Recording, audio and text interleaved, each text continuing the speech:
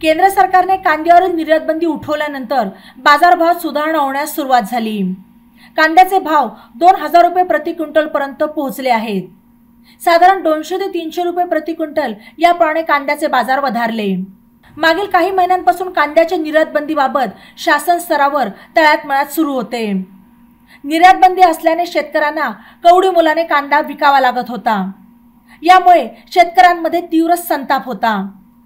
सरकारने निर्यात बंदी उठवावी अशी मागणी शेतकरी संघटना आणि शेतकऱ्यांकडून केली जात होती। अखेर केंद्र सरकारने निर्यात बंदी हटवण्याचा निर्णय जाहीर केला। निर्यात बंदी उठल्यानंतर बाजार समित्यांमध्ये कांद्याची आवकही मोठ्या प्रमाणात वाढली आहे। तसेच बाजारभावातही काही प्रमाणात सुधारणा आहे। नगर बाजार समितीच्या नेप्ती उपबाजारात सोमवारी 6 मेला सुमारे 1.5 लाख कांदा गुणांची आवक झाली। चांगल्या प्रतीच्या कांद्याला सर्वाधिक 2000 रुपये प्रति क्विंटल भाव मिळाले आहेत।